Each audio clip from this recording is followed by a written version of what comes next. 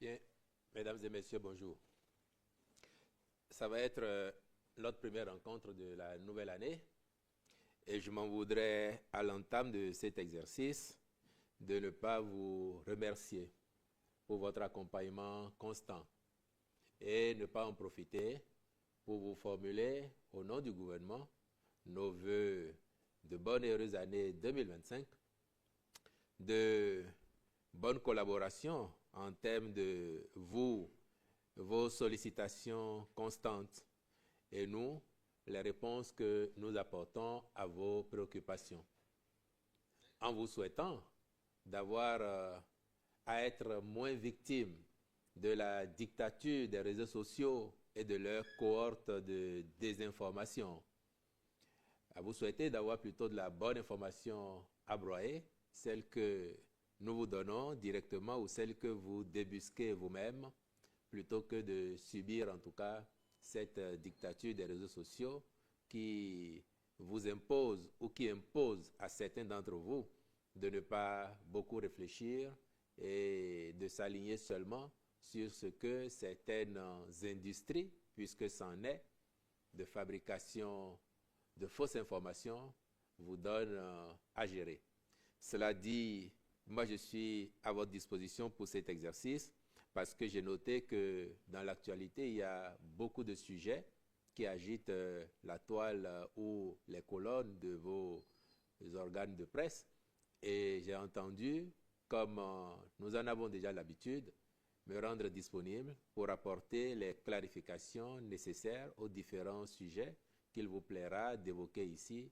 Et c'est la raison pour laquelle je me tiens devant vous. Je n'aurai pas plus que ça en propos liminaire. Je suis à votre disposition pour le temps qu'il vous plaira de m'avoir ici et pour toutes les questions sans exclusive qu'il vous plaira de soulever. Voilà, mesdames et messieurs, je suis à vous.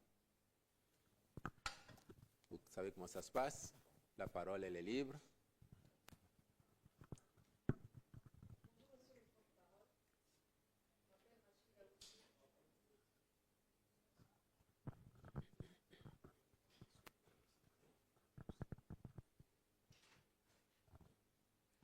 Rebonjour, monsieur le porte-parole. Je m'appelle Rachida Oussou, je suis de BIP Radio. J'ai deux questions par rapport à cette rumeur sur un coup d'État qui enfle sur les réseaux sociaux depuis hier.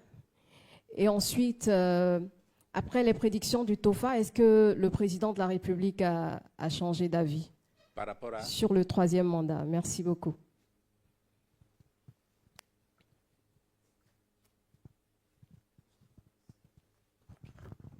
Non, on va y aller au fur et à mesure. On va y aller au fur et à mesure.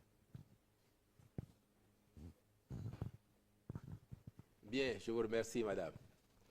Par rapport aux rumeurs, mais je vous ai fait le vœu pour 2025 d'avoir à moins broyer de rumeurs.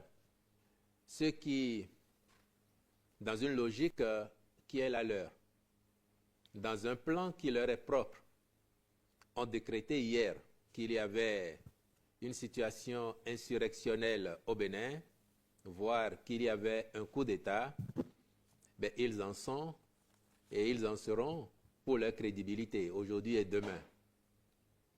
Je viens de la présidence de la République où le chef de l'État a convoqué une réunion depuis 9 heures pour faire le bilan des Vodou Days, apprécier les aspects positifs, regarder courageusement les aspects qui auront moins marché pour projeter l'édition 2026 afin d'offrir à nos concitoyens et à tous ceux qui viendraient au Bénin à l'occasion de cette prochaine édition une expérience encore plus envoûtante de Vodou Days. Et parce que j'ai un rendez-vous avec lui, je me suis excusé pour partir de la salle et vous rejoindre. Donc, c'est vous dire que le pays, le Bénin, notre Bénin, est loin des sirènes apocalyptiques que certaines usines, certaines officines s'emploient à faire résonner autour de lui. Je crois qu'il nous appartient et il vous appartient aussi, Madame Oussou, vous les professionnels des médias en général, d'opposer à ces personnes la réalité de ce qu'il se passe au Bénin. Bien entendu, tout n'est pas encore rose au Bénin, comme nulle part ailleurs dans le monde. Mais les Béninois, et Dieu sait combien d'efforts ils font maintenant, depuis quelques années, pour changer de destin, pour s'offrir le Bénin de leurs rêves, aux couleurs de leurs ambitions. Et ce n'est pas parce que nous réussissons globalement bien par rapport à d'autres que cela va susciter autant de jalousie au point d'amener les gens à prêcher ce qui n'est pas, à souhaiter que se déroule ici une certaine apocalypse. Nous sommes le Bénin, pays de gens fiers, travailleurs, pays résilient, de plus en plus debout, n'en déplaise à ceux qui voudraient nous voir couchés. Nous n'avons pas vocation à être couchés quand nous savons que nous avons encore à faire pour nous offrir le destin, les lendemains qui chantent et que nous quêtons. Donc dites-leur que le Bénin il est en place, que le président Patrice Talon il est là, son mandat finit dans 16 mois, Madame Oussou, et cela m'amène à enchaîner sur votre deuxième préoccupation. Est-ce qu'avec les prédictions du TOFA, est-ce qu'il aurait changé d'avis? Je ne vois pas le lien parce que vous me dites relativement à un troisième mandat. Je n'ai pas entendu le TOFA parler de troisième mandat.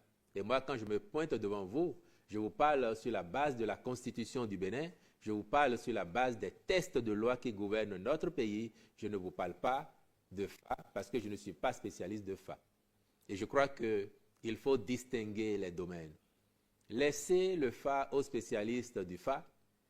Et pour nous qui sommes en situation de serviteurs aujourd'hui de la République, en attendant le tour d'autres personnes, d'autres concitoyens, permettez-nous de parler sur la base des textes qui régissent notre pays, qui fondent notre vivre ensemble. Et sur la base de ces textes-là, s'il était encore besoin de vous rassurer, Madame Oussou, rien n'a changé. La Constitution qui interdit à un président de la République au Bénin de faire plus de 2 mandats de sa vie, cette Constitution, elle est toujours en vigueur. Les textes de loi sont les mêmes, les hommes, ils sont les mêmes. Le président Talon n'a aucune envie de prolonger d'un jour son bail à la tête du pays. Il n'a aucune envie de tripatouiller la Constitution pour se maintenir. Même si, je vous l'avais dit et je le constate aujourd'hui, même si il est et il sera de plus en plus populaire d'ici à la fin de son second quinquennat. Donc pour nous, je voudrais vous le réitérer, le débat sur troisième mandat ou premier nouveau mandat, ce débat, il n'existe pas plus qu'il n'existera demain. Le Bénin avance et nous avons envie de grandir, d'être les meilleurs en tout ce que nous faisons. Et c'est cela l'engagement que le président Talon a pris avec nous, servir la République, sortir par la grande porte, sortir porter en triomphe et sortir porter en triomphe. Tout ce que je viens de dire là participe également de cette sortie en triomphe.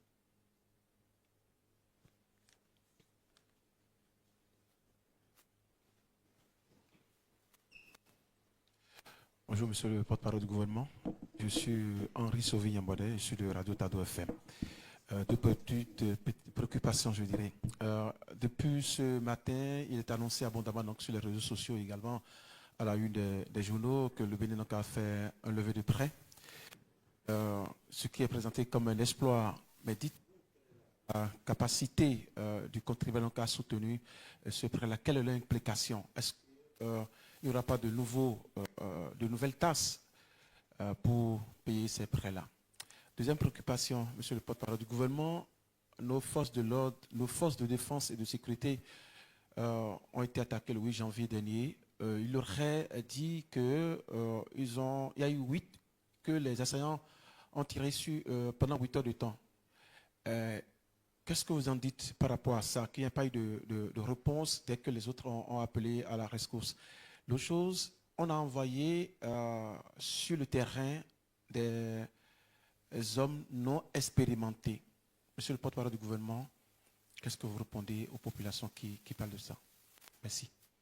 Et sur votre dernière préoccupation, je crois que vous avez eu l'occasion de rencontrer le chef d'état-major général des forces armées béninoises hier, à l'occasion de l'hommage au martyrs du 16 janvier 1977. Occasion aussi pour lui d'avoir une pensée chaleureuse pour nos concitoyens, ses frères d'âmes tombés le 8 janvier dernier. Et il vous aurait répondu que l'armée, étant une institution responsable, envoie sur les théâtres les gens qui sont en capacité d'y aller. Nous ne jouons pas avec le phénomène terroriste, au point d'envoyer des novices qui n'auraient pas de formation et qui n'auraient rien à y faire. Ah non, surtout pas. Et donc, je voudrais que l'on regarde ces choses-là avec beaucoup de responsabilité. Ça fait mal de perdre certains des nôtres. Et dans ces conditions-là, nous aurions tellement aimé ne jamais devoir en perdre parmi eux. Mais nous savons que, parlant de terrorisme, nous sommes proprement dans une situation d'asymétrie, où vous ne savez pas qui vient, à quel moment cette personne arrive, avec quelle logistique. Nous demandons au commandement, mais aussi à la troupe, d'être encore plus professionnelle, encore plus vigilante. De là à postuler que les assaillants ont tiré pendant 8 heures de temps, pendant 16 heures de temps, comme on a même pu lire, cela sort tout droit, excusez-moi de vous le dire, de l'imagination de certains qui, de mon point de vue, n'ont aucune connaissance de la réalité, aucune prise sur ce qu'il y a. Fort heureusement, nous nous équipons davantage. Nos forces de défense et de sécurité ont de plus en plus les moyens adéquats pour faire face aux périls, quels qu'ils soient, auxquels ils pourraient être confrontés.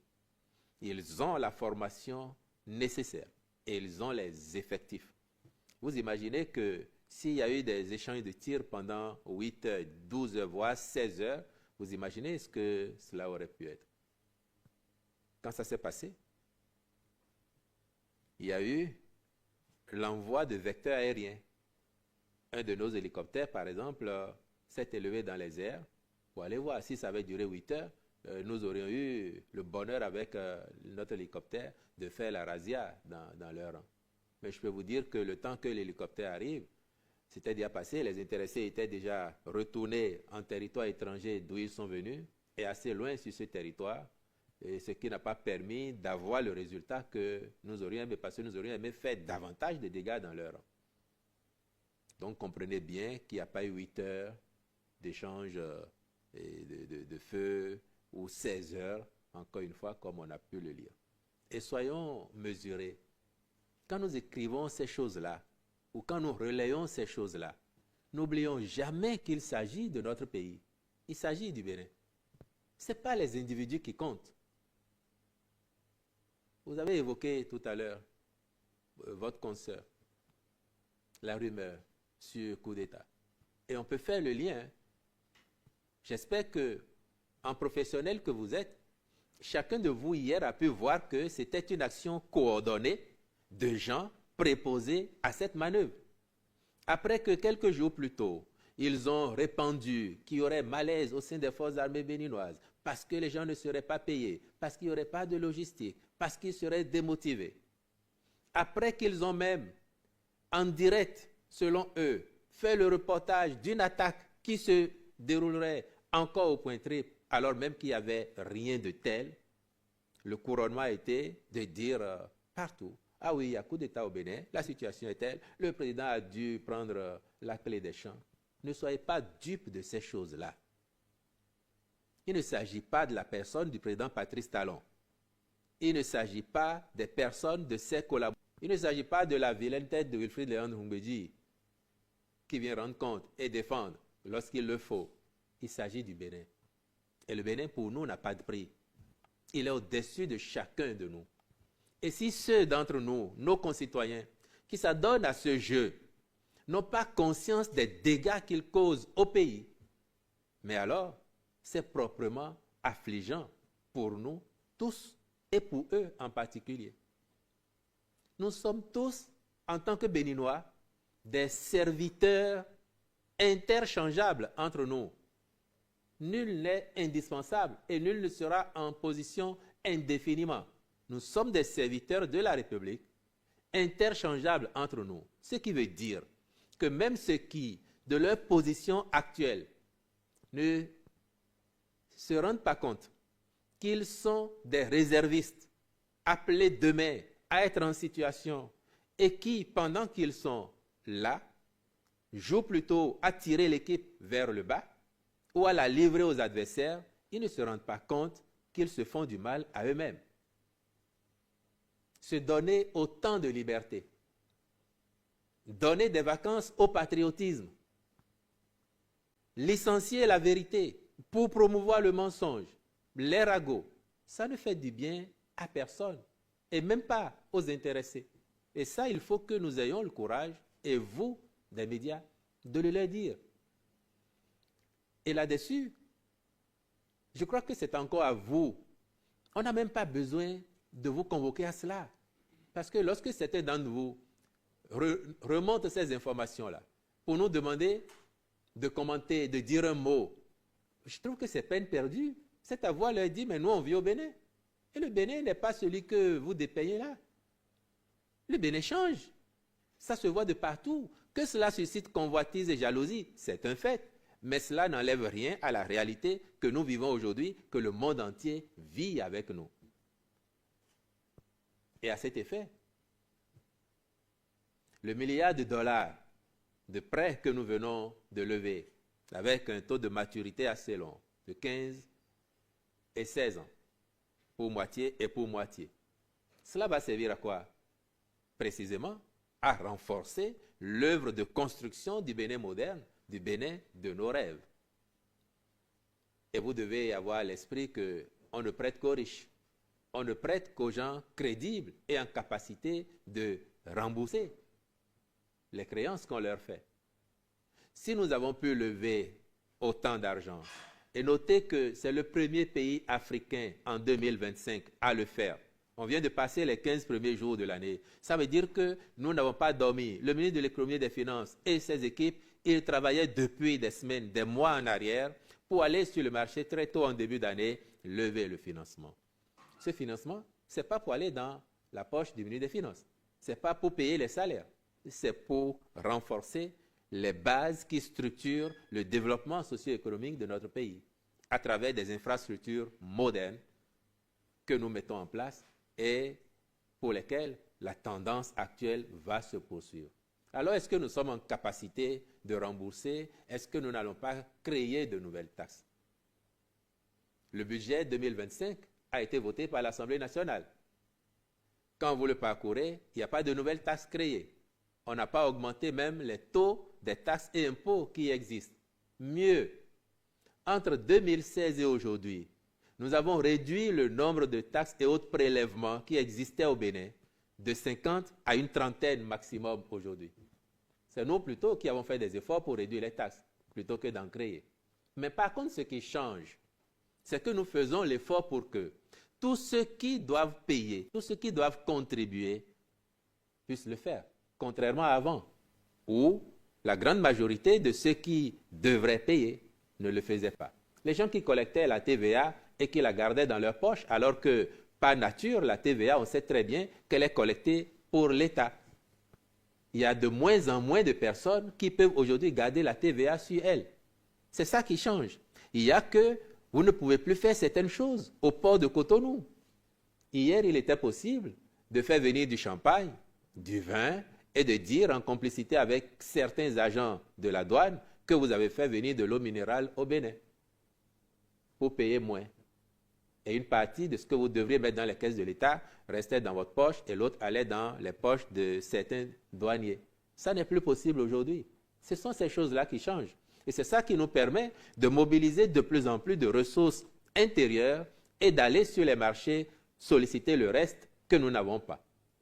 Et cet effort que nous faisons au plan interne, il faut saluer tous nos concitoyens qui comprennent que le pays se modernise, qu'on a besoin de faire nos propres efforts et qui contribuent de plus en plus volontairement.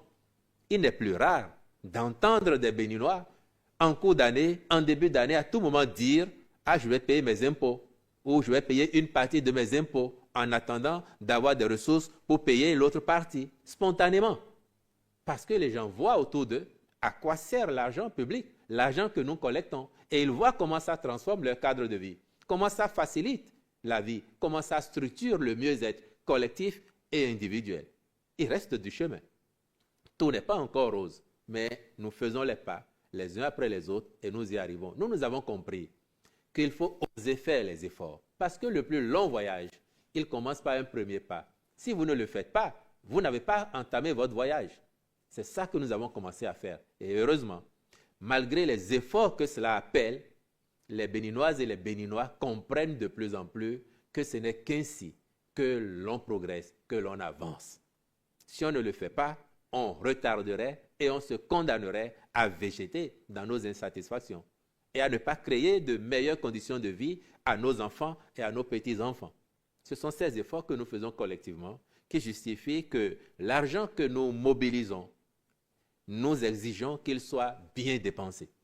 Et quand nous avons fait ça, les partenaires qui nous font confiance nous accompagnent avec ce que nous arrivons à lever en termes de prêts ou quand il dit que les nouvelles dispositions relatives au mandat et à sa durée, et en rappelant que la Constitution a été révisée à regarder le texte voté par l'Assemblée nationale en son temps.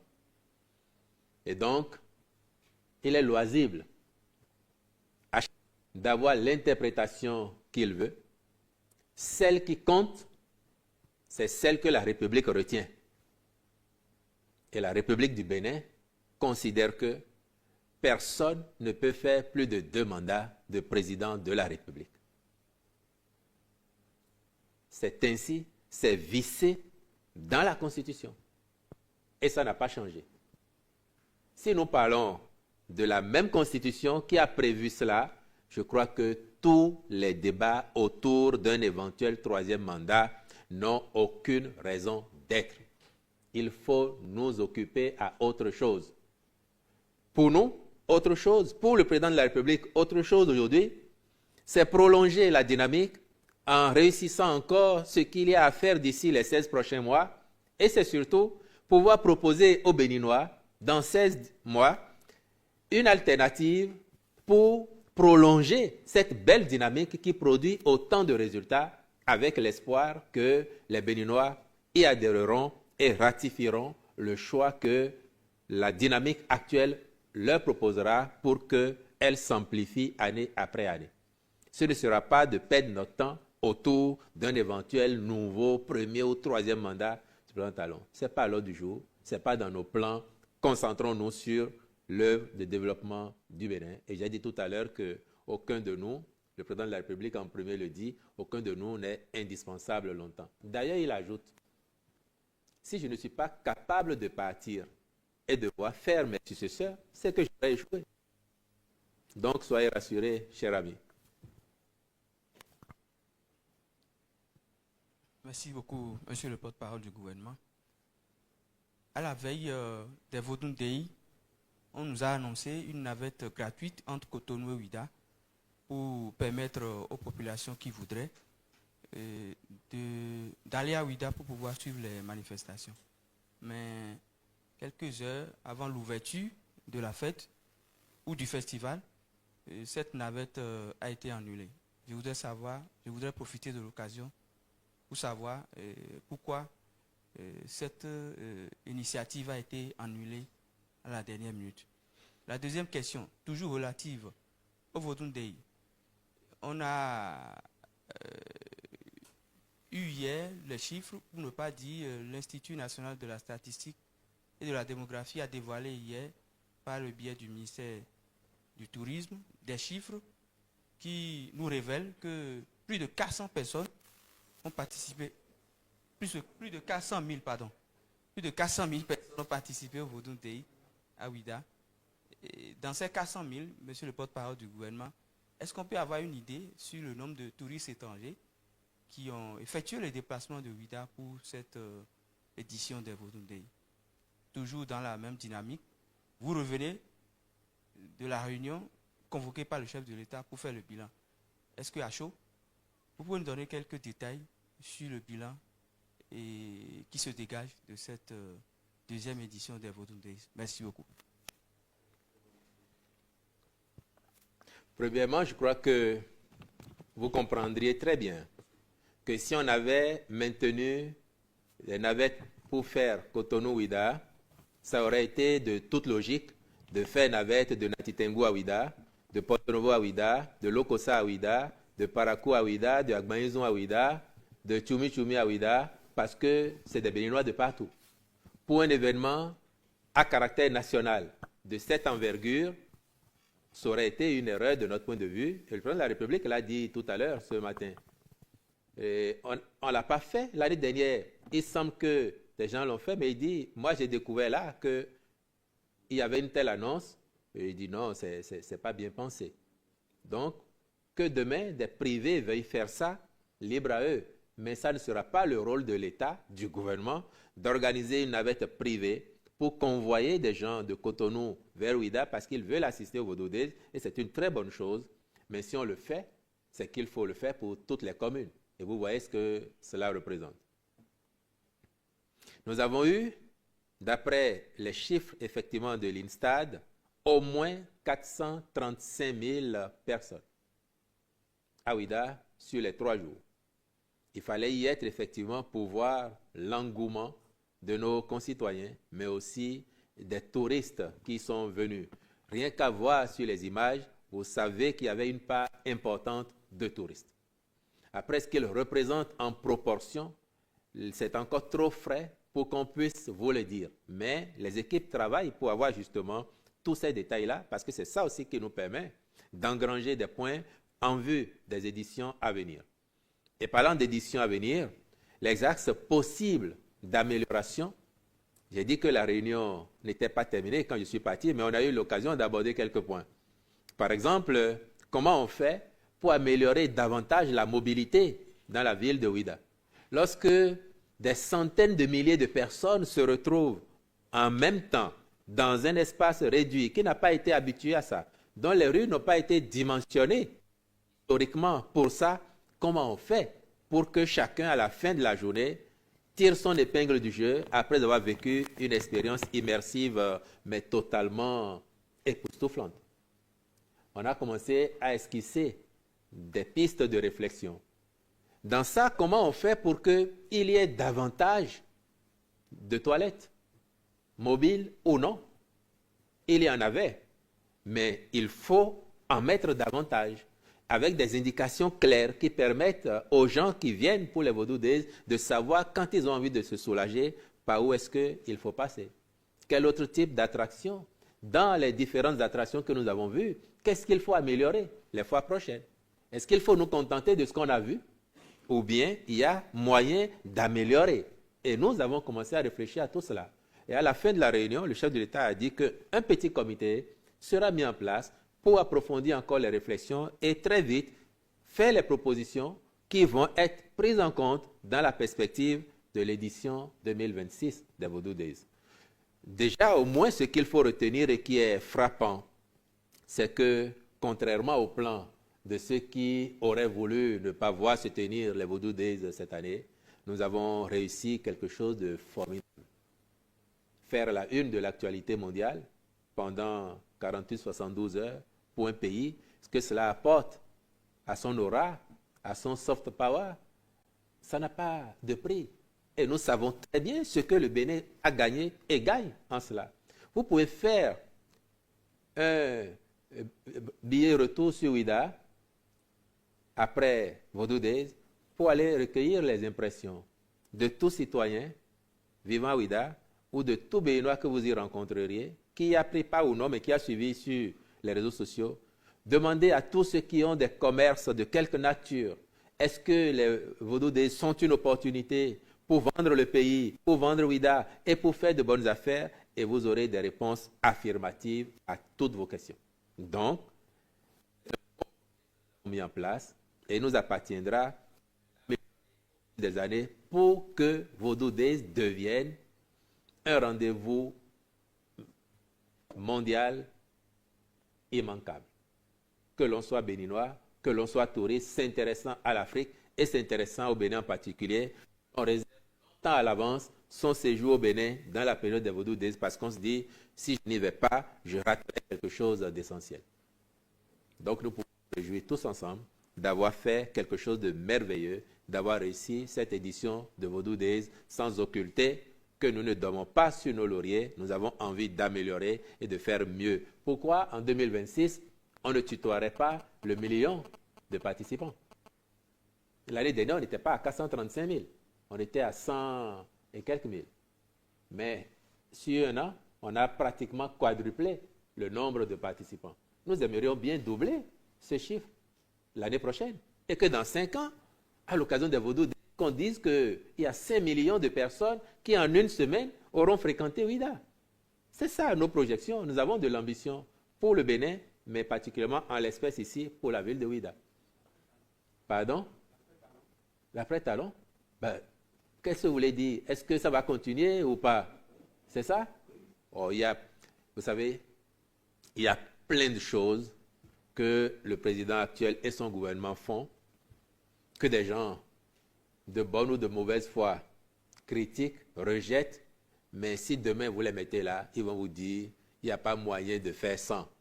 Nous, on sait que désormais, ça fait partie de nous, ça fait partie du Bénin. Et si vous enlevez ça au Bénin, vous perdez quelque chose. Ils vous diront, on n'était pas d'accord, comme je l'entends de plus en plus. Vous avez parlé tout à l'heure de notre grand frère, M. Kovi. Mais entre nous, est-ce que vous n'entendez pas de plus en plus de Béninois ordinaires faire la même réflexion que M. Kovi? C'est parce que M. Kovi a voix au chapitre en tant qu'acteur politique que ça vous retient. Mais est-ce qu'on n'entend pas de plus en plus de Béninois ordinaires vous dire, moi, je n'étais pas d'accord avec le président. Je ne l'ai pas soutenu, je n'ai pas voté pour lui. Mais là, avec ce que je vois, je me demande si. Moi, j'entends. C'est bien, c'est flatteur pour nous. Mais justement, il va vous montrer que le Bénin, c'est une république et qu'il veut le meilleur pour le Bénin. Et le meilleur pour le Bénin, c'est qu'on ne s'empêtre pas dans des querelles liées à troisième mandat en perspective parce que le président voudrait. Non, qu'il montre qu'on peut être président du Bénin, réussir globalement son magistère à la fin et partir dignement en passant régulièrement la main à son successeur et en lui faisant les vœux de réussite, parce que c'est de réussite en réussite que le Bénin et donner le meilleur à chacun de ses enfants.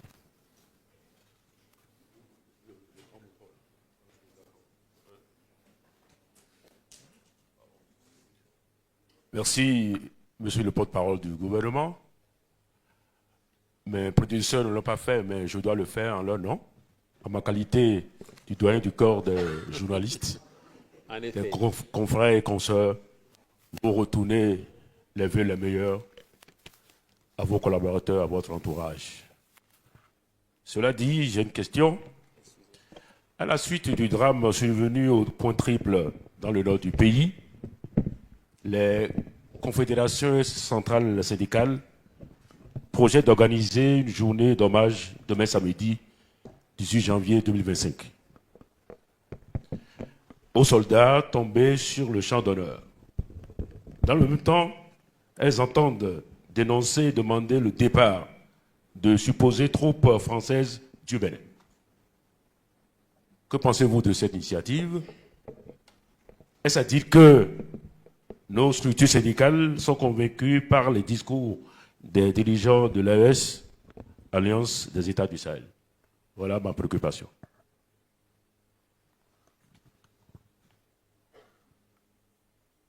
Je vous remercie pour ces préoccupations.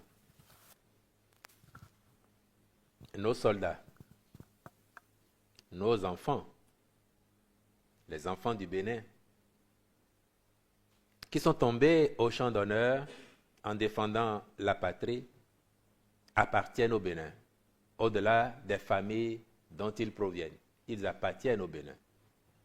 Donc, que chaque Béninois, dans l'intimité de son cœur, ou dans la volonté de faire de l'exhibitionnisme, décide de leur rendre hommage, libre à lui. Mais après, nous travaillons à bâtir un pays responsable, où les choses se font dans les règles de l'art et où chacun devrait jouer le rôle qui est le sien. il a semblé aux yeux de certains que le gouvernement tardait à rendre hommage à ses enfants. Leur agenda n'est pas l'agenda du gouvernement. Pendant qu'ils étaient à leur considération, le ministre délégué auprès du président de la République, chargé de la Défense nationale, avait déjà saisi chacune des familles concernées. Et vous avez eu l'occasion de voir et d'entendre le chef d'état-major général des forces armées rendre un hommage. Mais après, si je peux me permettre un conseil à ces personnes, c'est de ne pas faire le jeu de l'ennemi. C'est de ne pas tomber dans le piège de l'ennemi. L'ennemi aurait voulu nous voir, nous arrêter, que le pays subitement s'arrête et que l'on soit préoccupé, que l'on soit pris par la psychose. Nous ne sommes pas tombés dans ce jeu. Les pays qui nous bordent et dans lesquels les manifestations et les conséquences du phénomène sont autrement plus dimensionnées que ce que nous vivons, qui ont entrepris au départ de décréter des jours de deuil national, des hommages, je suis sûr que quand vous les observez, vous ne voyez plus cela. Parce qu'ils se rendent compte aussi que c'est ça qui alimente l'appétit des mécréants qui organisent ces coups-là. Nous avons choisi une posture que nous jugeons mesurée, mais responsable, qui n'enlève rien à la qualité de ce que nous rendons comme hommage à nos frères. Et j'ai eu l'occasion de dire que le meilleur hommage que nous puissions leur rendre, c'est pendant qu'ils sont vivants de leur créer les meilleures conditions pour qu'ils accomplissent leur devoir vis-à-vis de la République. Et s'ils venaient à disparaître en nous défendant, c'est d'avoir chaud dans nos cœurs le souvenir de leur combat, de leur engagement. Mais c'est aussi et surtout de rester debout face à l'adversité, de dire à l'ennemi, le Bénin, tel le roseau, peut ployer mais ne rompt pas. Et nous ne rompons pas. Nous sommes le Bénin. Je ne sais pas si l'un de vous se souvient ici. Dans l'un de ses messages, le président de la République disait que nous sommes le Bénin, pays insubmersible, au passé si glorieux, mais à l'avenir encore plus prometteur. Donc, nous ne céderons pas. Et parce que nous ne céderons pas, le deuxième volet de votre question sur une prétendue manifestation en vue d'exiger le retrait de notre pays de troupes françaises ou étrangères, je crois que là aussi, cela relève, à mon avis, d'un manque patent de sens, de responsabilité. Et j'assume les propos parce que ça est le cas. Et c'est faire le jeu de l'ennemi. L'ennemi, c'est celui qui, hier, le 16 janvier 2025, a répandu partout qu'il y avait coup d'État au Bénin, que le Bénin s'est arrêté. C'est le même ennemi qui répand qu'il y a base militaire française au Bénin, qu'il y a des bases étrangères au Bénin, alors que des responsables de premier plan, d'organisations syndicales ou politiques, embauchent la même trompette, sans crier gare. Cela relève, à mon sens, de l'irresponsabilité et d'un défaut de patriotisme. Que les autres le disent, pour régler leurs problèmes de politique domestique, parce qu'ils sont dans le dur, on peut encore le leur concéder, en considérant que ça leur passera, mais que les nôtres récupèrent cela et veuillent en faire leur commerce, c'est malheureux et c'est tricher sur le dos des Béninois, qui font déjà beaucoup d'efforts pour redresser leur pays, pour le reconstruire. C'est malheureux et nous devons le déplorer tous et le dénoncer avec vigueur. Il n'y a pas, à l'heure où je vous parle, il n'y a pas de base militaire française ou de quelque autre nationalité au Bénin. Notre pays, à la différence d'autres qui l'entourent, n'a jamais eu d'accord de défense avec un pays étranger. Nous avons des accords de coopération militaire avec la Russie, avec la France, avec la Chine, avec les États-Unis, avec la Belgique et autres, comme d'autres. Mais nous n'avons jamais abrité de bases étrangères chez nous. Et ce n'est pas demain que nous allons commencer. Là où ceux qui les abritaient ont commencé à demander leur retrait. Ce n'est pas demain que nous allons nous faire le chemin inverse. Donc, dites à nos amis de cette confédération syndicale que c'est nul et non avenu et que ça ne vaut pas la peine. Il y a mieux à faire au Bénin.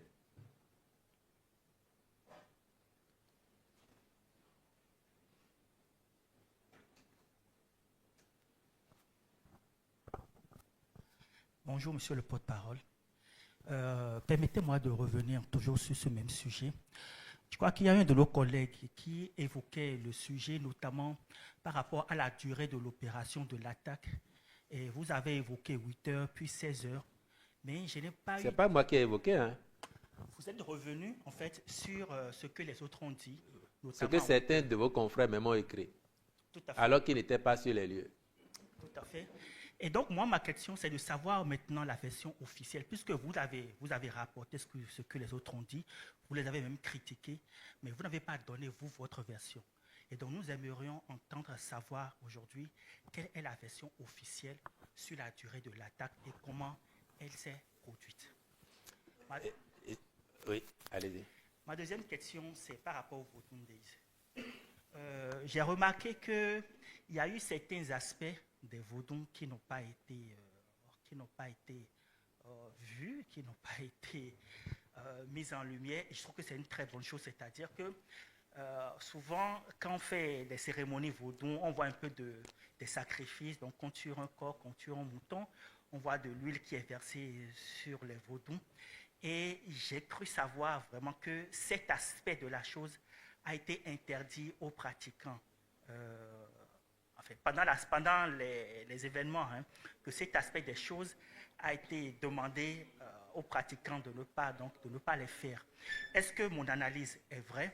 Et si elle est vraie, est-ce qu'il y a eu, au cours de la réunion que vous avez tenue avec le chef de l'État, est-ce qu'il y a eu d'autres aspects sur cette pratique-là qui seront demandés à ces pratiquants de ne pas les faire pendant ces événements, puisque c'est quelque chose qui peut paraître choquant pour certains touristes, pour certains même d'entre nous, et ça pourrait être un frein, puisque l'objectif c'est d'atteindre les 1 million. Et donc, est-ce qu'il y a ces genres de choses-là qui seront demandées aux pratiquants de ne pas les faire pendant ces 3 jours de manifestation? Merci.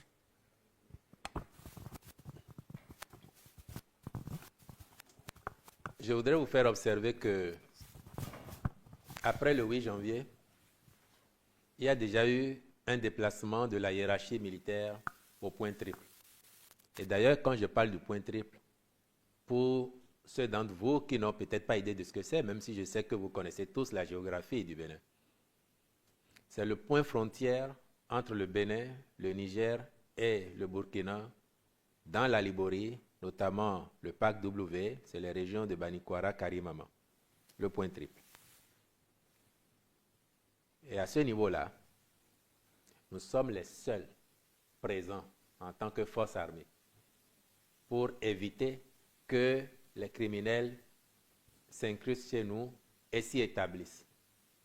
Des 2 autres côtés de la frontière, il n'y a aucune présence militaire. Aucune. Donc, les gens, ils sont en roue libre. Ils peuvent partir de loin là-bas, venir perpétrer leur forfait et filer si en temps on n'a pas eu la vigilance ou d'anticiper pour les cueillir à froid. C'est malheureusement ce qui nous est arrivé la dernière fois. Les conjectures sur la durée de l'assaut, les conditions, ne vont pas nous ramener nos enfants. Et lisez entre les lignes, le chef d'état-major de la garde nationale a fait une adresse aux officiers et aux soldats eux-mêmes pour convoquer leur sens de la responsabilité et de l'attitude professionnelle. Je ne veux pas dire certaines choses parce que nos enfants sont déjà morts. Mais nous souhaitons que cela ne nous arrive plus. Avec ou sans la collaboration des autres États, nous allons continuer à déployer les moyens, la logistique qu'il faut pour que nos enfants qui nous défendent, qui défendent l'intégrité de notre territoire, soient dans les meilleures conditions possibles pour faire des aspects tels que vous l'évoquez vous-même, vous avez pu le constater avec bonheur. Nous y avons pensé. Et je peux vous dire que même à la réunion de ce matin, le sujet a été évoqué. Pour se féliciter du respect global de cela et pour envisager encore comment on améliore les fois d'après. Parce que c'est de montrer ce qu'il y a de plus beau artistiquement, culturellement, autour du vaudou, artistiquement. Et ces aspects-là peuvent ne pas être convoqués justement dans la façon dont le vaudou s'exprime au plan artistique. Nous en tiendrons compte parce que nous voulons, encore une fois, offrir les meilleures expériences possibles à tout le monde. Si vous êtes chrétien catholique, par exemple, vous devez savoir que ça a évolué dans le temps, même la façon de dire la messe. Peut-être que vos grands-parents vous diraient que quand eux, ils allaient à l'église, le célébrant leur faisait dos. Vous et moi, on a connu les prêtres qui nous font face. Les musulmans vous diraient comment l'islam a évolué dans le temps. Les pratiques vaudou peuvent évoluer aussi, s'aseptiser pour être digestes pour tout le monde, quelles que soient les confessions et les convictions religieuses ou spirituelles des uns et des autres. On a envie que ça soit un rendez-vous universel qui parle à tout le monde et qui ne repose personne du fait de tel ou tel aspect. C'est donc pour ça, M. Deguenon, que nous avons fait ce choix-là et que nous allons travailler à améliorer encore sur les années à venir, édition après édition. Merci.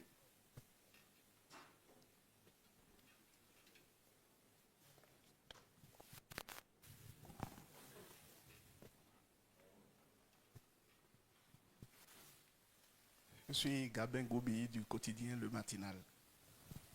Alors, on a eu droit ces derniers jours à une série de publications de la part d'un de nos compatriotes, un cyberactiviste, Hugues Komlan Sosupé pour ne pas le nommer, qui a donc fait des publications de nature à démobiliser nos forces de défense et de sécurité. Et même il y a cela 48 heures, il a fait état d'une deuxième attaque à Banikwara, ce qui a été démenti par les canaux officiels par la suite. Je voudrais savoir quel commentaire ou quelle réflexion vous inspire ces agissements. L'autre question, c'est par rapport à la candidature, aux intentions de candidature annoncées du compatriote Kami Seba. Alors, il y a quelques temps, il présentait le Bénin comme un pays qui dresse le lit au terrorisme, qui constituait pratiquement un abri pour des légionnaires français. Alors, on ne vous a pas entendu parler du sujet, puisque vous êtes là. Qu'est-ce que vous répondez par rapport à cela? Merci. De façon générale, les accusations farfelues contre notre pays faisant état de ce qu'il serait une arrière-base pour la formation et le déploiement de terroristes, formulées par ce compatriote que vous avez évoqué et ses maîtres à penser. Et d'ailleurs, la dernière en date, on a entendu encore des autorités nigériennes postuler qu'il y aurait eu une réunion autour du lac Tchad à laquelle le Bénin aurait été présent avec le Nigeria, avec la France. Ouais, tout cela est proprement rigolo. Et je crois que les plateformes de streaming et les producteurs de cinéma, s'ils ont envie, dans leur prochain casting, de trouver de bons acteurs, je crois qu'ils peuvent explorer ces pistes-là. Il y a quelque temps, on vous a parlé, toujours venant du Niger, quelqu'un a parlé et a donné même des coordonnées de lieux qui seraient au Bénin. Bon, et c'est pour ça que je parlais tout à l'heure de subir moins la dictature des réseaux sociaux. Allumons nos cerveaux. Prenez, réécoutez ce responsable nigérien, prenez les coordonnées qu'il a données, et si vous n'êtes pas capable vous-même, demandez à quelqu'un qui s'y connaît de projeter. Vous verrez que ça tombe hors du Bénin, ce n'est même pas sur notre territoire. Donc ces personnes ne savent pas de quoi elles parlent. Ça ne tombe pas sur le Bénin. Prenez Google Maps, prenez n'importe quelle plateforme dédiée et projeter ses coordonnées, ça tombe nulle part au Bénin. Donc, ce n'est pas nous. On ne parle pas de nous, on ne parle pas de notre Bénin. Et c'est pour ça que j'ai dit tout à l'heure, parlant du cyberactiviste ou de l'activiste politique qui se cache derrière le cyberactivisme, j'aurais tellement aimé ne pas en parler. Mais c'est tout ça qui m'a fait dire tout à l'heure. Le sujet, ce n'est pas le président Patrice Talon. Le sujet, ce n'est pas le gouvernement actuel, gouvernement de la rupture. Le sujet, ce n'est pas votre modeste serviteur. Je sais que je n'ai pas une belle tête, ou bien vous ne voyez pas ça avec moi. Donc je ne demande pas qu'on aime ma tête. Je ne demande pas qu'on aime la tête du président Talon. Je ne demande pas qu'on aime le gouvernement de la rupture. Mais nous avons tous un impératif. Nous devons aimer le Bénin, le chérir, plus que tout autre. Notre première religion, notre premier parti politique, ça doit être le Bénin. Et on ne peut pas s'autoriser les légèretés que certains s'autorisent à propos du Bénin, sous prétexte de réseaux sociaux, ou sous prétexte d'un combat politique hypothétique qui ferait d'eux des suppôts, je pèse mes mots, des suppôts de l'ennemi. Ailleurs, on parlerait de collabos. Et ce n'est pas glorieux. Surtout qu'on sait très bien que c'est de la manipulation et de l'invention pure. Ce n'est pas glorieux pour ces personnes. Je leur ai dit, je voudrais rappeler en toute amitié ce que j'ai dit tout à l'heure. Vous, comme nous sommes des serviteurs momentanés de la République. À ce titre, nous sommes interchangeables. Quand vous prenez une équipe de sport collectif, ceux qui sont sur le banc de touche, ils sont potentiellement titularisables. Et si pendant qu'ils sont sur le banc de touche, ils s'emploient à déstructurer l'équipe ou à vendre ses secrets de réussite à l'adversaire, ils ne se ménagent pas eux-mêmes des moments paisibles, des moments de réussite, une fois qu'ils seront là. Donc, si vous le connaissez, ou si vous connaissez des gens qui lui sont proches, dites-lui de bien vouloir sortir dans ça, comme les gens disent vulgairement, pas trop loin du Bénin, qu'il sorte dans ça, parce que ça ne nous ressemble pas. Ça ne ressemble pas au Bénin. Le Bénin est plus grand que nous tous. Le Bénin compte plus que chacun de nous. Mais le Bénin mérite tous nos sacrifices, tout notre engagement, tout notre investissement, pas dans le mauvais sens. Et chacun a pu voir, même lorsque les faits, la réalité leur donne tort, invention après invention, ces personnes ne se fatiguent pas parce qu'elles sont payées par les officines dédiées à déstructurer, à déstabiliser le Bénin. Mais ces choses ont un côté positif. C'est ça qui montre que le Bénin réussit, que nous faisons notre marche vaille que vaille et que les résultats sont là. Ça déplaît à ceux qui ne font pas les mêmes efforts que nous ou à ceux qui n'ont pas la même réussite que nous. Et puis ça n'est pas nouveau, chers amis. Je regarde les visages, il y a quand même quelques-uns ici qui ont vu le début des années 90, quand le président Soglo a pris les rênes du Bénin et que nous avons commencé avec les efforts de nos parents de l'époque. Vous et moi, nous étions trop jeunes pour compter parmi ceux qui faisaient vraiment des efforts. Quand le Bénin a commencé à redresser la tête, il était l'objet de toutes sortes de convoitises. Et vous savez combien les gens se sont ligués contre le président Soglo à l'époque. C'est la même chose aujourd'hui. Nous faisons des efforts qui payent. Les résultats sont là. Et il y en a qui nous jalousent, qui nous envient. Qu'ils nous envient, c'est une bonne chose.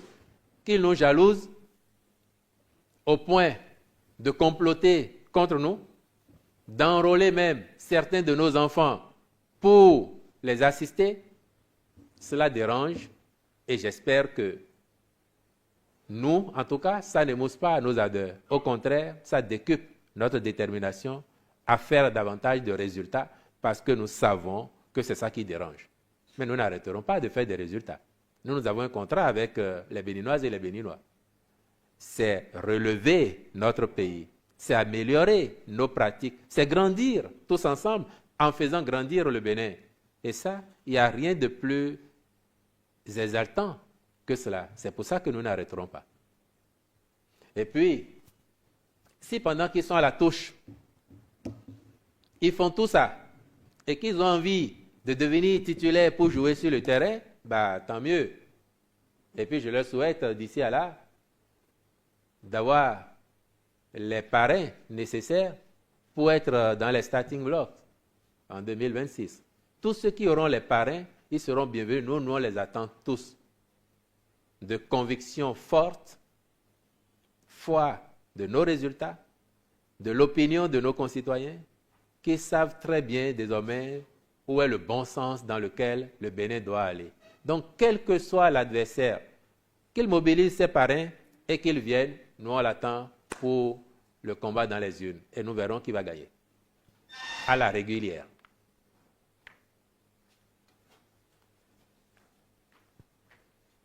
Bonjour, monsieur le porte-parole du gouvernement, Raymond Faladé, Bénin Intelligent. Je voudrais revenir sur l'attaque de Banikwara. Je voudrais savoir, est-ce qu'aujourd'hui il y a des statistiques, des chiffres sur le nombre de décès, de blessés, peut-être d'éventuels assaillants éliminés? Merci. Nous déplorons grosso modo une trentaine de morts, grosso modo, dans nos rangs. Je ne vous dis pas combien nous avons pu faire dans les rangs en rattrapant, mais combien nous aurions aimé faire si il n'avait pas été assez loin déjà en territoire étranger. Pour être sobre, c'est tout ce que je vous dirai aujourd'hui. Le reste appartient aux questions militaires et ce qui doit être fait se fait.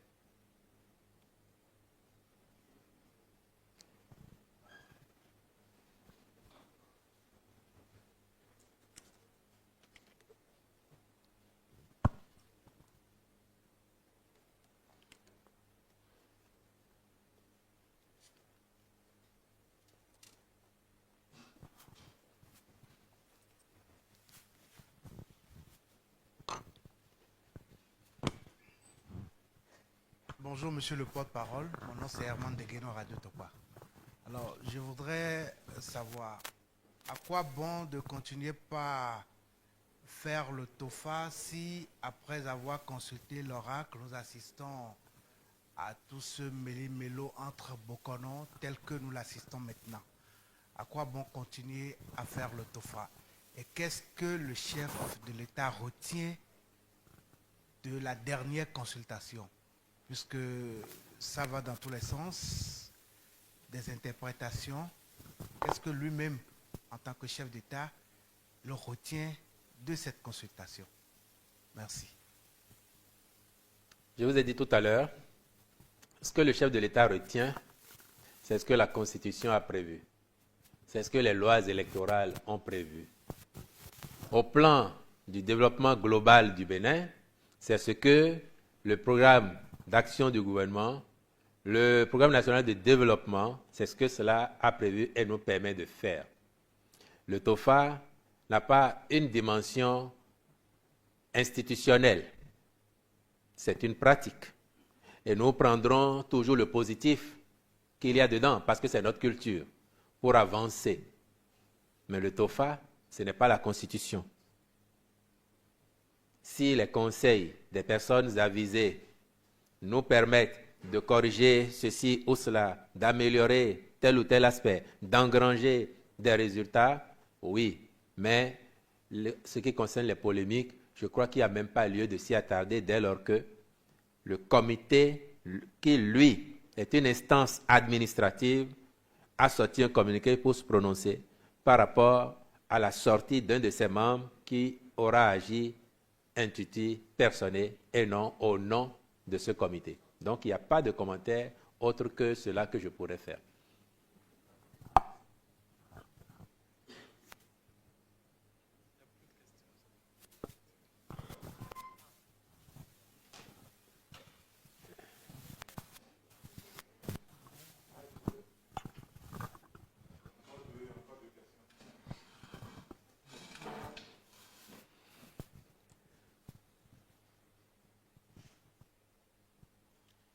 Peggy Ludovic Dagba, Eden TV.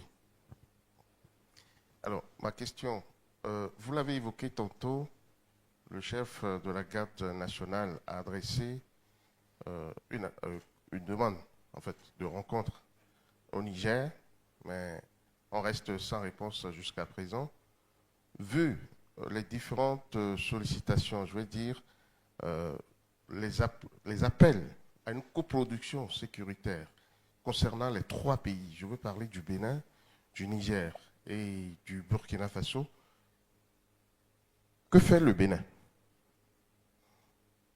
Est-ce qu'il y a nécessité, en fait, pour que les 3 nations se mettent ensemble pour lutter vraiment, pour traquer cette bête qui tue nos enfants, qui tue nos frères? Il y a nécessité de sortir, en fait, de cette réforme.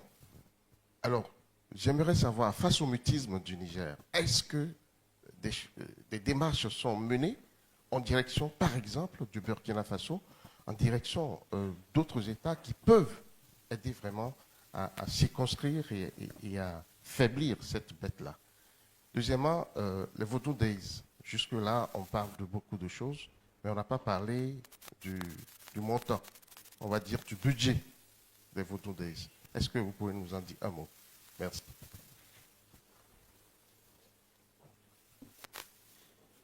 La coopération militaire entre les 3 pays que vous avez évoqués et qui sont concernés par le phénomène, en tout cas dans la dynamique de notre sous-région immédiate, Bénin, Niger et Burkina, cette coopération, si elle n'est pas une condition suffisante, elle est néanmoins une condition, je ne dirais pas nécessaire, mais utile pour engranger des résultats sur ce front-là.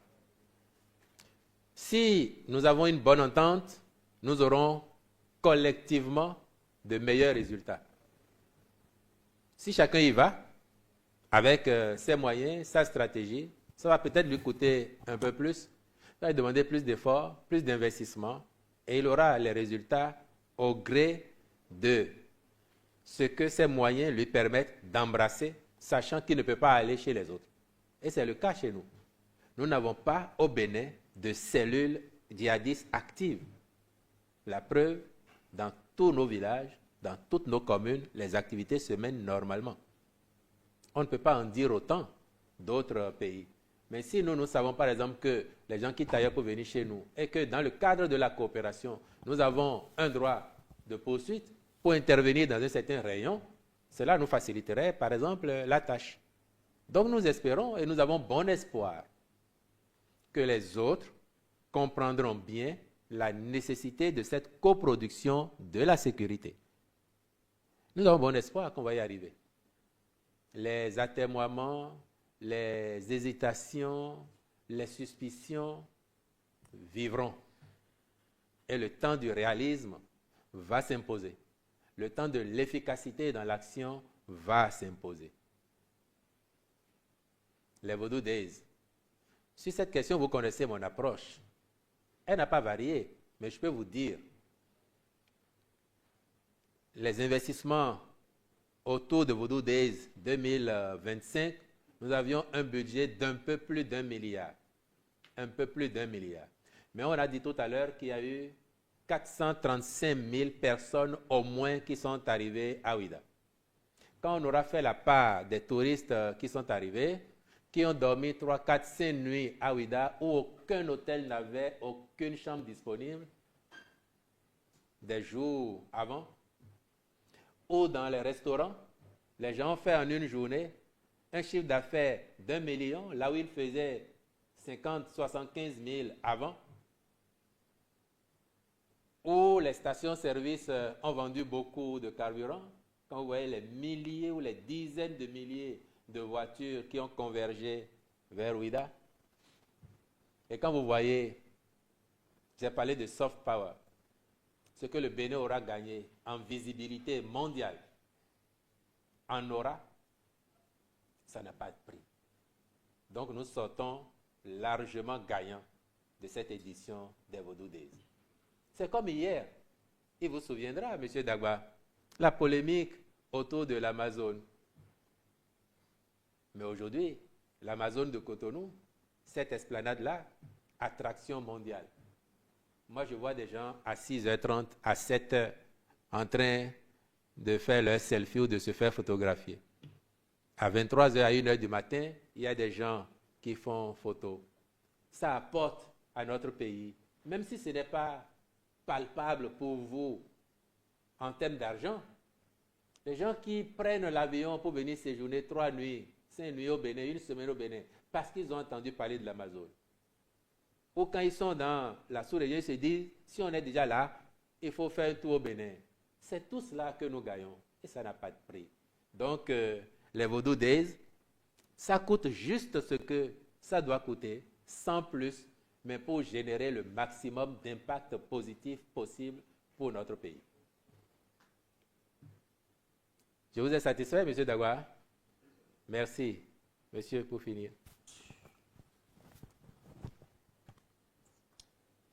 Étienne Yemandje du quotidien Le Matin. J'ai plusieurs questions. La première, explosion de dépôt de gaz à Kpakpa. Vous avez dit Le Matin. Hein? Oui, du quotidien Le Matin. Et explosion est intervenue le samedi matin? Le samedi matin, n'est-ce pas? Le samedi matin. Le 11 au matin. C'est ça, non? Ça fait bientôt 1 semaine. Personne n'a dit gaz. Et si vous êtes vraiment le matin, c'est sûr que vous avez vérifié que ce n'était pas du gaz. Et vous avez entendu les ministres qui ont été sur le lieu et qui ont fait un point de presse depuis le CNHU. Et donc, explosion quand même à Kpakpa, à qui incombe la responsabilité. Aujourd'hui, quel est le bilan des victimes après ce drame? On parle de Vodou Days. C'est vrai que ça travaille énormément au niveau du gouvernement pour attirer donc, les étrangers vers notre pays pour développer notre tourisme. Mais au plan national, que faites-vous réellement pour développer le tourisme domestique? On parle aussi de cette situation dramatique. Dans le stade de l'amitié, toujours en réflexion. Le Bénin qui sera en mars prochain, qui va renouer en mars prochain avec les éliminatoires du Mondial 2026. Est-ce qu'on va toujours retourner à Abidjan? Et donc, merci.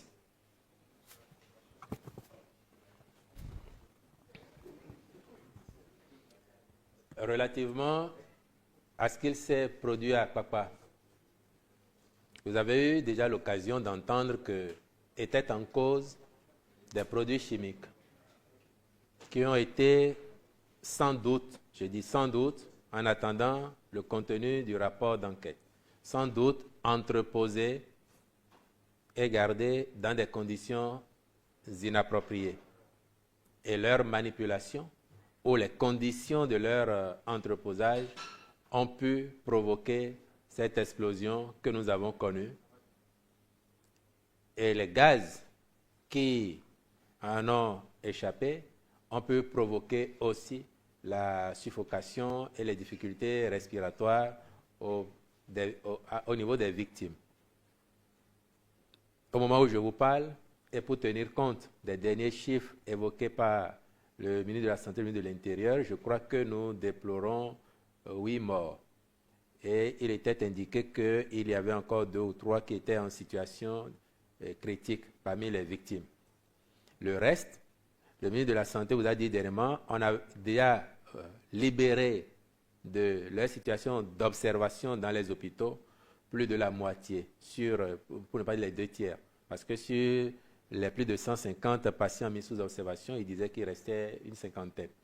Bon, entre le moment où il a parlé et aujourd'hui, sans aucun doute, d'autres sont rentrés chez eux. Mais à qui incombe la responsabilité, comme vous dites?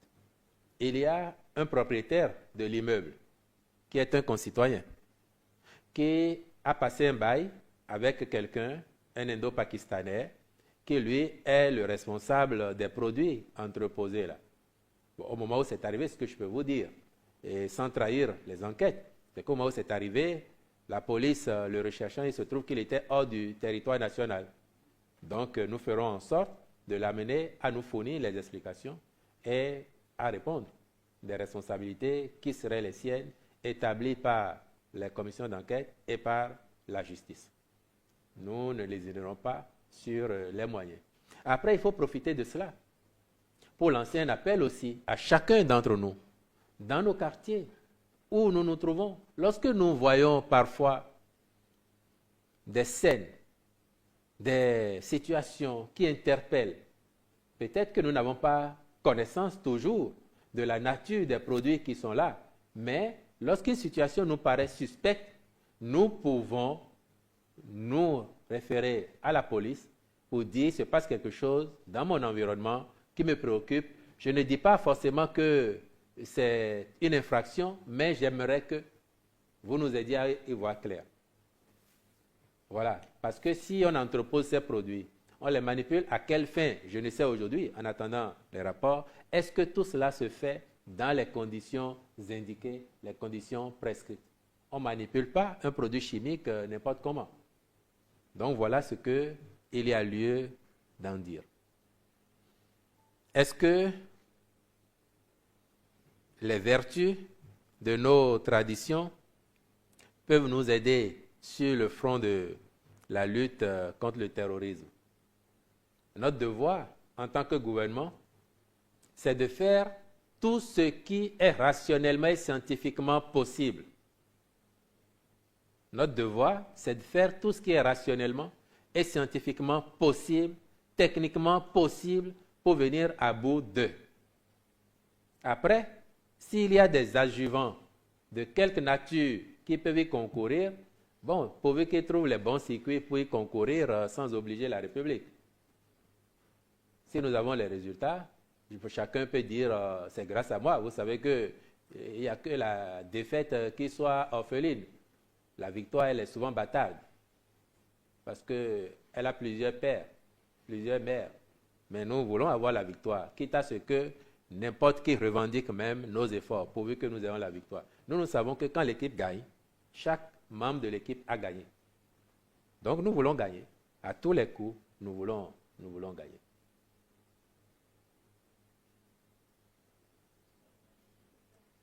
Et puis, votre dernière préoccupation?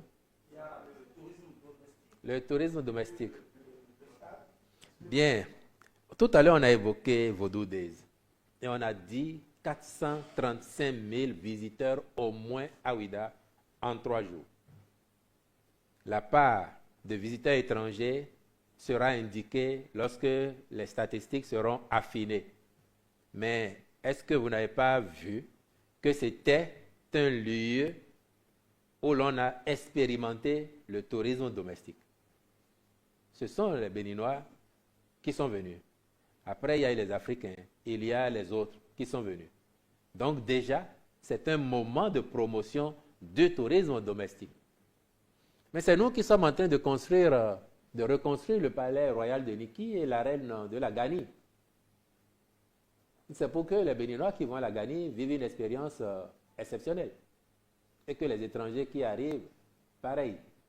C'est nous qui sommes en train de faire le musée international du Vaudou à Porto Novo, qui évolue très bien. Et c'est nous qui avons déjà implanté à Porto Novo la statue du roi Tofa Ier, qui fait 10 mètres de haut quand même. Et qui, quand elle va être dévoilée, la place totalement aménagée, va peut-être devenir un peu comme l'esplanade de l'Amazone, un point d'attraction dans la capitale. C'est nous qui faisons le musée des rois et reines du Dahomey. C'est nous qui rebâtissons Ouidah, y compris en reconfigurant à l'ancienne certaines infrastructures. Tout cela, ce n'est pas que pour les touristes étrangers, c'est pour nous-mêmes d'abord, afin que nous nous réapproprions notre histoire et que nous en soyons fiers, au point d'en parler avec un narratif incitatif qui fasse que les étrangers aient envie de venir nous découvrir, ou quand ils nous découvrent, qu'ils aient envie de s'attacher à nous. C'est ça, notre ambition. Développer le tourisme, c'est en ces deux aspects-là, le tourisme domestique mais également celui qui fait venir les devises étrangères chez nous parce qu'il y aurait de plus en plus de visiteurs étrangers. Le stade général Mathieu Kérékou de Kounou est en travaux, vous l'avez dit. Nous le remettons aux normes conformément aux prescriptions des instances faîtières, continentales et internationales de football. En attendant, d'ici à mars, ce ne sera pas fini. Quand on a annoncé les travaux, je vous avais dit que c'est parti pour minimum 5 mois pour un aspect des travaux. Après, il y a un autre aspect parce qu'il faut répondre à toutes les exigences, y compris le cloisonnement vitré qui permet de séparer les tribunes de la pelouse. Même si ça doit nous prendre 8 mois ou 1 an, nous prendrons le temps qu'il faut pour bien faire. Dès lors que nous avons mis les ressources à disposition, il faut que ce soit bien fait. Mais en attendant, puisque la Félicia nous porte tellement chance, en attendant que Kounou recommence à nous porter chance, que demain, Akpakpa, Porto Novo, Parakou nous portent les mêmes chances, nous n'allons pas bouder notre plaisir d'aller battre le Nigeria à Abidjan, de battre le Rwanda, de battre l'Afrique du Sud et de quitter la 3e place où nous sommes actuellement à égalité de points avec les 2 premiers. Nous sommes à 7 points, vous le savez. Et nous avons le Nigeria qui est 4 points derrière nous. Nous n'allons pas bouder notre plaisir d'aller les battre, prendre les points là-bas. Et quand nous sortons de là-bas, aller négocier un point pour qu'à la fin, nous soyons premiers de notre groupe et que le Bénin, une première historique, soit à la Coupe du Monde prochaine, en 2030. C'est notre ambition et nous y travaillons, nous mettons les moyens pour cela. Et nous avons foi que cela va arriver. C'est ça, le Bénin grand. Et si demain nous y arrivons, que les gens vous disent même que l'avion des guépards a craché avant d'arriver dans les pays où la Coupe du Monde 2030 se jouerait, comprenez que c'est la jalousie et que ça leur passera. Et Naïlo Moé. Non. Nous jouons la campagne qualificative 2026. Oui, vous avez raison, nous parlons de 2026. Donc, quand on se sera qualifié, les jaloux peuvent maigrir et Naïlo Moé.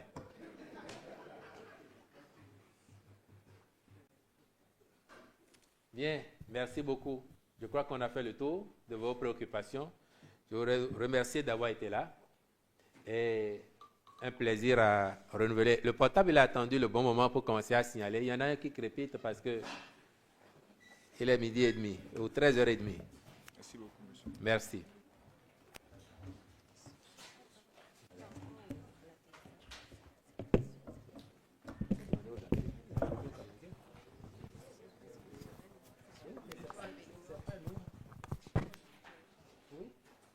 Que les échanges qu'on a avec eux là, quand vous dites ça, non, c'est fait communiquer, allez les voir. Ils vont réparer. Oh, c'est un souci technique. Ils vont réparer l'hélicoptère. Oui, mais si ce qui est récupérable va être récupéré. C'est sûr. C'est là, c'est sûr.